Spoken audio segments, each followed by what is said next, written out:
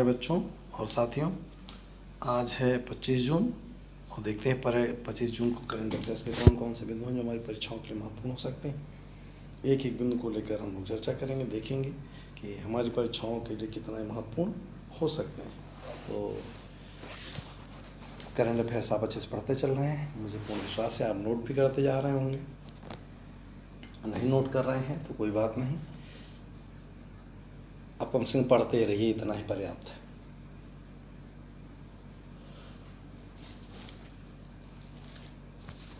कहेंगे sir notes नहीं कर रहे हैं, इसका मतलब क्या हुआ? मतलब ये है कि आपको रोज़ जगाना पड़े। मुझे नहीं लगता कि कहा जाता ना कि अगर माता पिता किसी चीज़ के पीछे पड़ जाएं तो फिर बच्चे निघस हो जाते हैं। तो हम आपके पीछे नहीं पढ़ना चाहते, हम भी आपके गार्जियन जैसे हैं और हम आपके पीछे नहीं पढ़ना चाहते। इसलिए कृपया करके जागते रहिए, नोट्स बनाते रहिए, तैयारी करते रहिए। सफलता का एक ही रास्ता है, निरंतरता, निरंतरता और निरंतरता। इसलिए बिना किसी घबराहट के, बिना किसी डर के, बिना किसी इसके मेरा मन नहीं लगता पढ़ने में, मेरा मन नहीं लगता ये करने में, तो इन सब चीज़ों बहानेबाजी छोड़ के आइए वास्तविकता के धरातल पे आते हैं। बहुत जल्द आपकी परीक्षाएं शुरू हो जाएंगी, फिर उसके बाद आपको वक्त नहीं मिलेगा। आपको प्रकृति ने वक्त दिया था 3 महीने का, अगर आपने खो दिया है तो बहुत अच्छा किया है, और अगर नहीं खोया है तो भी बहुत अच्छा किया है। तो अगर खो दिया है तो वक्त है, समझ जाइए, आ जाइए, फिर से चलते हैं। अगर आप साथ चल रहे थे तो बधाई हो आपको ढेर सारी, आपको तो पहले ही द्वार आपका खुला हुआ है सफलता का। चलिए बिना लेट किए शुरू करते हैं अपना सेशन। उम्मीद है मुझे जगाना नहीं पड़ेगा, आप जगह जगह हैं, और जहाँ लगे कि आप सो रहे हैं संपर्क करिए, बात करते हैं। सबसे पहले कल के प्रश्न का जवाब दीजिए। अभी चर्चा में रहे एनएसएफ का नया अध्यक्ष किसे नियुक्त किया गया? तो अमित त्रिपाठी जी को, प्रेरणा जोशी जी को, डॉक्टर सेतुरामन पंचनाथन को या प्रतिष्ठा मित्तल को? तो जवाब आपको अच्छे से पता है, डॉक्टर सेतुरामन पंचनाथन। शुरू करते हैं अपना सेशन बढ़िया सा। डे ऑफ द सीफरर कब मनाया जाता है? चर्चा में डे ऑफ सीफरर किस दिन मनाया जाता है? तो 25 जून को मनाया जाता है डे ऑफ सीफरर। ये क्या है मैं आपको दिखाता हूँ। अंतर्राष्ट्रीय समुद्री संगठन द्वारा 25 जून को सीफर डे यानी सीफर्स अथवा नाविकों के दिन के रूप में मनाया जाता है। इस दिन को लोग समुद्री परिवहन का संचालन करके पूरे विश्व कार्य में मदद करने वाले सीफर्स और नाविकों को सम्मान देने के लिए मनाते हैं। इस साल सीफर डे डॉट्स का वार्षिक दिवस 25 जून को अपनी 10वीं वर्षगांठ मना रहा है ना। तो सही शब्दों में कहा जाए नाविकों को समर्पित, आपकी भाषा में कहा जाए तो केवटों को समर्पित यह दिन, that is the day of seafarer day, है ना। तो इसे मनाता कौन है? अंतर्राष्ट्रीय समुद्री संगठन। देखते हैं इसके बारे में। अंतर्राष्ट्रीय समुद्री संगठन जैसे IMO की स्थापना हुई थी 17 मार्च 1948 को। अंतर्राष्ट्रीय समुद्री संगठन का मुख्यालय लंदन, यूनाइटेड किंगडम। और अंतर्राष्ट्रीय समुद्री संगठन के महासचिव हैं कीटैक लिम। कौन है? कीटैक लिम, है ना। आप नोट करते चलेंगे, बढ़िया से, बहुत मजा आएगा आपको। आज का सेशन बहुत मस्त होने वाला है, बस आप लगे रहिए, मुझे भी लगा रहिए अपने साथ। आपका मनोबल हमारी अपेक्षाओं को बढ़ा देता है। आप जितना ज़्यादा मेहनत करते हैं उससे ज़्यादा अच्छा लेकर आपके अगले दिन आ जाते हैं। किस देश ने सौर ऊर्जा के क्षेत्र में भारत को 500 मेगावाट की परामर्श विधा सौंपी है? नोट करेंगे। 500 मेगावाट की परामर्श विधा क्या है? यानी कि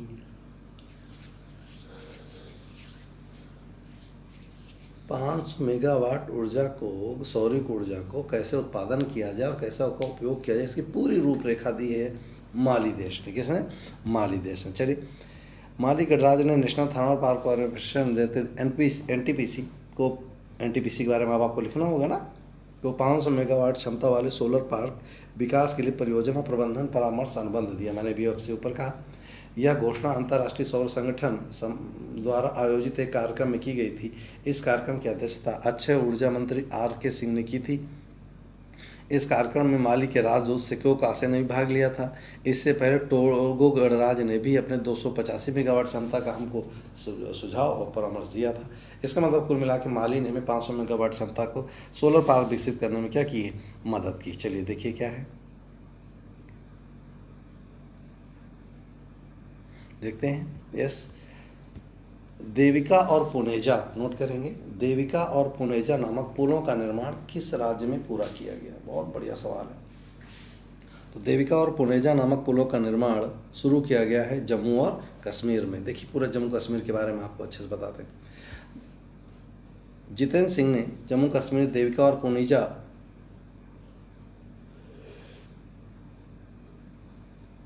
ब्रिज का क्या किया, उद्घाटन किया है। जितेंद्र सिंह ने जम्मू और कश्मीर के उधमपुर, नोट करेंगे कहाँ पर, देखिए सवाल बनेगा कहाँ पर किया, तो उधमपुर और डोडा जिला, यानी कि एक हुआ है उधमपुर में और एक हुआ है डोडा जिला में, है ना। तो देविका हुआ है उधमपुर में और जो पुनेजा हुआ है वो डोडा जिले में। 2 पुलों क्रमशः देविका और पुनेजा का उद्घाटन किया। उधमपुर में देविका नदी पर बने पुल को सीमा संगठन that is border roads organization BRO ने 15 महीने में बनाकर पूरा तैयार कर दिया है, जबकि सीमा संगठन दैट इज BRO द्वारा पुनेजा पुल का निर्माण भी 36 महीनों में पूरा किया गया है। ये बहुत महत्वपूर्ण है, इससे कश्मीर को बहुत सारा तेज़ी से डेवलप करने में। अब जम्मू कश्मीर भैया कौन है उपराज्यपाल वहाँ, गिरीश चंद्र मुर्मू, और यही जम्मू कश्मीर के पहले, क्योंकि जब इसका गठन हुआ अक्टूबर में तब से यही बने हुए हैं,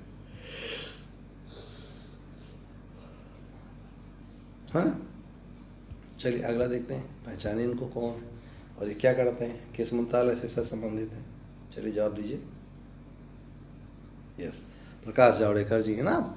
चर्चा में उत्तर प्रदेश के किस हवाई अड्डे को अंतर्राष्ट्रीय हवाई अड्डे के रूप में बदला गया या स्थानांतरित किया या उसका नाम अंतर्राष्ट्रीय हवाई अड्डे के रूप में नामित कर दिया गया, तो ये है कुशीनगर हवाई अड्डा। किसका है, कौन सा है, कुशीनगर हवाई अड्डा। किस राज्य में, उत्तर प्रदेश में। उत्तर प्रदेश के कुशीनगर हवाई अड्डे को अंतर्राष्ट्रीय हवाई अड्डा घोषित किए जाने की मंजूरी दे दी गई। हवाई अड्डे के अंतर्राष्ट्रीय दर्जा मिलने से घरेलू अंतर्राष्ट्रीय पर्यटन क्षेत्रों के आर्थिक विकास को बढ़ावा मिलेगा। यह अंतर्राष्ट्रीय सीमा से लगा हुआ एक महत्वपूर्ण रणनीतिक सुलभ स्थान। तो बताइए भैया कुशीनगर की सीमा किस राज्य से मिलती, सॉरी किस देश से मिलती। यस, एक ही है भाई, आप अच्छे जानते हैं, दैट इज नेपाल, है ना। तो चलिए कुशीनगर का नाम बदल हो गया, अंतर्राष्ट्रीय हवाई अड्डे के रूप में नामित हो गया। तो चलिए बात है उत्तर प्रदेश की।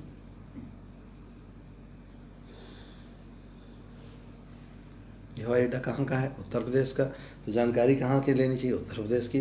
तो मुझे लगता है हम सब जितने भी हम सब पढ़ रहे हैं सब यूपी के हैं, और यूपी के बारे में तो हमें जरूर पता होना चाहिए। चलिए आपके लिए होमवर्क दे रहे हैं क्या, सबसे पहले कैपिटल, फिर आपको CM, फिर राज्यपाल, फिर आप बताना राष्ट्रीय पशु, राष्ट्रीय पक्षी, राष्ट्रीय पुष्प और राष्ट्रीय दिवस। नोट करेंगे ये सारी चीज़ें आप कमेंट्स बॉक्स में जवाब देंगे। आप मेहनत कर रहे हैं, बहुत मेहनत कर रहे हैं। चलिए देखिए आपको खेल खिलाते हैं, कौन सा देखते हैं, एक टू। कौन सा खेल है, एक टू खेलो एक टू पढ़ो अभियान शुरू किया किस राज्य ने, त्रिपुरा राज्य ने। चलिए देखते हैं। त्रिपुरा सरकार ने गतिविधि आधारित एक विशेष शिक्षा पहल एक टू खेलो एक टू पढ़ो शुरू करने की घोषणा की। ये क्या बता रहे हैं, नई योजना को व्हाट्सएप या SMS सेवाओं के माध्यम से प्रैक्टिकल सीखने की गतिविधियों और यह देखिएगा परियोजनाओं को मज़ेदार गतिविधियों और गेम के संदेशों पर केंद्रित ऑडियो और वीडियो सामग्री को प्रसारित करके छात्रों को पढ़ाई में व्यस्त रखने के उद्देश्य से शुरू की गई। इस नई योजना को अभिभावकों के स्मार्टफोन के माध्यम से एक्सेस किया जाएगा। यदि छात्रों को कोई स्मार्टफोन नहीं है तो आसपास के लोगों से मिलकर वो SMS के माध्यम से योजना शुरू करेंगे। अब एक टू खेलो एक टू पढ़ो का मतलब क्या है, एक दृष्टि होकर खेलो और एक दृष्टि होकर जब पढ़ो तो पढ़ो, जब खेलो तो खेलो। और आपके साथ क्या होता है, एक ही समय में दोनों, तभी आप असफल होते हैं। जो भी काम करें एक काम करें, मन लगा के करें। राजधानी क्या है, त्रिपुरा ने किया है ना भैया, राजधानी अगरतला। राज्यपाल है रमेश बैस, मुख्यमंत्री हैं बिप्लब कुमार देव। यस, हाँ, राज्य की पूरी जानकारी आपको मिलेगी निश्चिंत पे। आज हमें प्रभात ने भेज दिया था उसका पूरा डिटेल, और रोज़ आपको राज्य में पूरे रटाता चलूँगा। राज्य की जिम्मेदारी आपकी है। राजधानी अगरतला, राज्यपाल रमेश बैस, मुख्यमंत्री बिप्लब कुमार देव। चलिए इनको पहचान लीजिए, खूब गरियाते हैं जब मौका मिलता है कांग्रेसियों को। यस, गिरिराज सिंह। चलिए देखते क्या चर्चा में AIHDF की स्थापना किसके विकास को समर्पित। पहले तो AIHDF क्या है मैं दिखाता हूँ। हम दिखा रहे हैं कि ये किस विभाग से है, क्या है, तो ये है पशुपालन से संबंधित। 15,000 करोड़ रुपए की AIHDF की स्थापना को मंजूरी दी गई। क्या है, animal husbandry infrastructure development fund की स्थापना को मंजूरी दी गई। लगभग 15,000 करोड़ रुपए से इसकी मदद की जाएगी, जिसमें डेयरी और मीट प्रसंस्करण के साथ साथ मूल्य संवर्धन के बुनियादी ढांचे और निजी क्षेत्र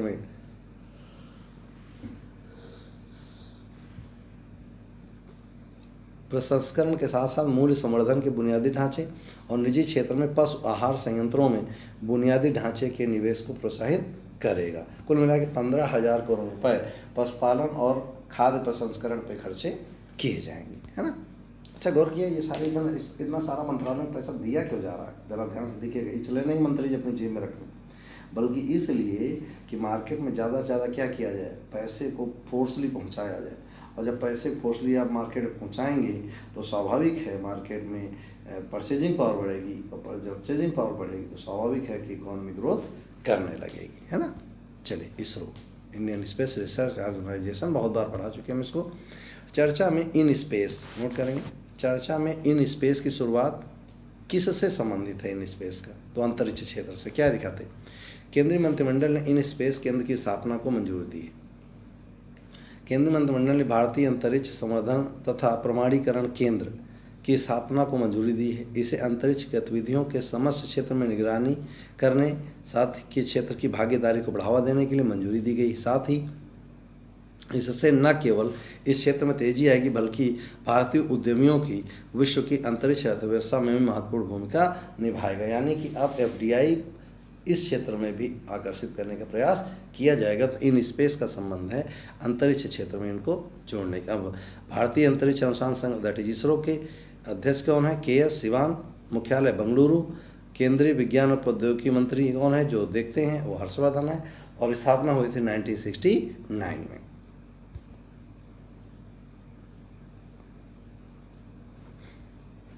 चर्चा में महाराष्ट्र का कला के क्षेत्र का लाइफ टाइम अवार्ड किसे दिया गया, फिर नोट करेंगे।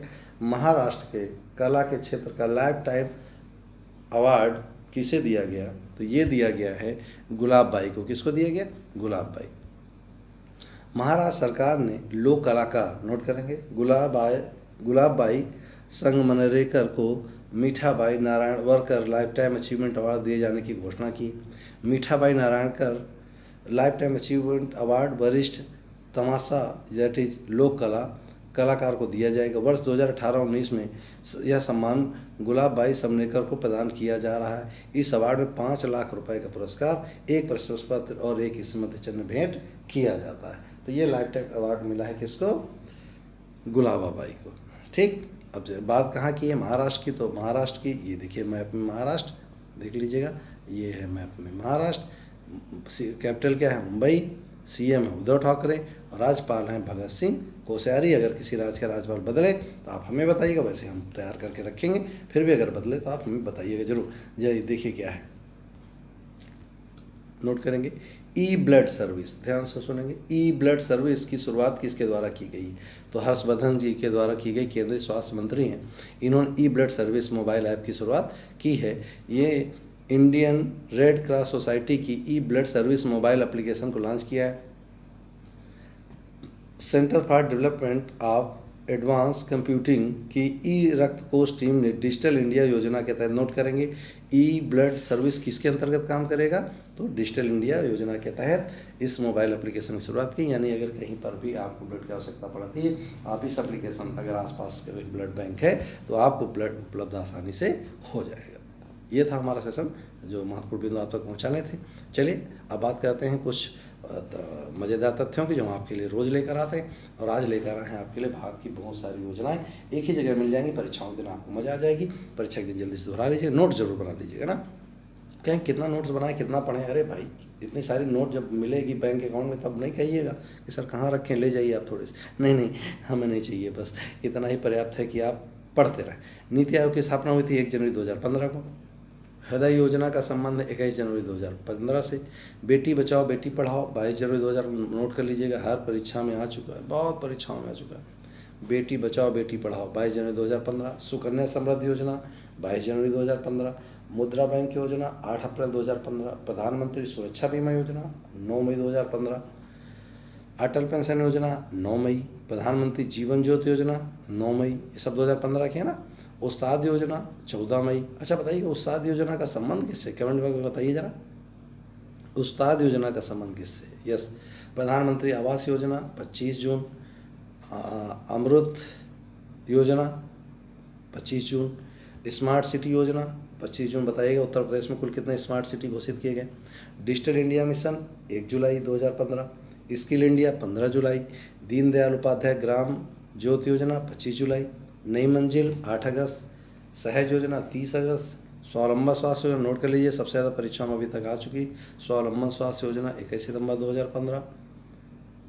अगला मेक इन इंडिया, सब परीक्षाओं में आ चुका, सब परीक्षाओं में आ चुका make in India 25 September 2015। Imprint India योजना 5 नवंबर। स्वर्ण मौद्रीकरण योजना 5 नवंबर। उदय योजना 5 नवंबर। One rank one pension that is OROP होता ना 7 नवंबर। ज्ञान योजना 30 नवंबर। किलकारी योजना 25 दिसंबर। नमामि गंगे अभियान का पहला चरण आरंभ कब हुआ? 5 जनवरी को 2016। स्टार्टअप इंडिया 16 जनवरी। प्रधानमंत्री फसल बीमा योजना 18 फरवरी। सेतु भारतम परियोजना 4 मार्च। स्टैंड अप इंडिया योजना 5 अप्रैल। आगे देखते हैं, पूरे लेकर आए। ग्रामोदय से भारत उदय 14 अप्रैल 2016। प्रधानमंत्री उज्ज्वला योजना 1 मई 2016। प्रधानमंत्री कृषि सिंचाई योजना 31 मई। राष्ट्रीय आपदा प्रबंधन योजना 1 जून। नमामि गंगे कार्यक्रम 7 जुलाई। गैस फॉर इंडिया 6 सितंबर। उड़ान योजना 21 अक्टूबर। सौर सुजला योजना 1 नवंबर। प्रधानमंत्री युवा योजना 9 नवंबर। भीम ऐप 30 दिसंबर। भारत नेट परियोजना फेज 2 19 जुलाई। प्रधानमंत्री वय वंदना योजना 21 जुलाई। आजीविका ग्रामीण एक्सप्रेस योजना 21 अगस्त। प्रधानमंत्री सहज बिजली हर घर योजना सौभाग्य योजना इसे कहते हैं 25 सितंबर 2017। साथी अभियान 24 अक्टूबर 2017। ये महत्वपूर्ण थे जो परीक्षाओं में अक्सर पूछे जाते हैं, हमने एक जगह आपको दे दिया, आप नोट कर लीजिएगा। ठीक, आप देश लेते हैं मलेशिया, राजधानी कोलंबपुर, मुद्रा रिंगिट, संसद दीवान निगारा, प्रधानमंत्री मुहिउद्दीन यासीन, महाद्वीप एशिया, राष्ट्रभाषा मलय, जनसंख्या में स्थान 43वां, GDP में 37वां, क्षेत्रफल में 66वां, राष्ट्रीय ध्वज आपके सामने है। इसको जब नोट किया करें तो इसमें भले जनसंख्या में स्थान न नोट करें, GDP में स्थान, क्षेत्रफल में न नोट करें, लेकिन किस महाद्वीप में है, उसकी प्रधानमंत्री कौन है और वहाँ संसद, मुद्रा, इतना तो आपको पता होना ही होना चाहिए ना। चलिए, आज अभ्यास के लिए प्रश्न क्या है? अभी चर्चा में रहे किस देश में चीन से स्वतंत्रता को लेकर विद्रोह हो रहे हैं? फिर नोट करेंगे, अभी चर्चा में रहे किस देश में चीन से हो रहे स्वतंत्रता को लेकर विद्रोह हो रहे हैं? तो जापान, ताइवान, तेहरान और सिंगापुर। आपको जवाब देना है कहाँ पर चीन से लोग मुक्त होना चाहते हैं और वहाँ के लिए कौन सा दो देश है जो मुक्त होने के लिए विद्रोह कर रहा है। अभी बहुत विवाद मचा था उस देश में, है ना। ये था आज हमारा बढ़िया हैंडसम टाइप का सेशन। उम्मीद है आपको मज़ा आई होगी और तैयार किए होंगे। और हम लोग नेक्स्ट सेशन में आते हैं, कुछ अच्छा सा लेकर कुछ अच्छा सा हैंडसम टाइप का पढ़ेंगे और देखेंगे कौन से तथ्य ऐसे आते हैं जो हमें परीक्षाओं के महत्वपूर्ण होंगे। बहुत जल्दी आपको 3rd वीक वाला आपको मिल जाएगा, तो आसानी से आप चीज़ों को तैयार करते हुए चलेंगे। आज फिलहाल इतना ही, मिलते हैं नेक्स्ट वीडियो में नई उम्मीद के साथ, नए जोश के साथ। आज फिलहाल जय हिंद।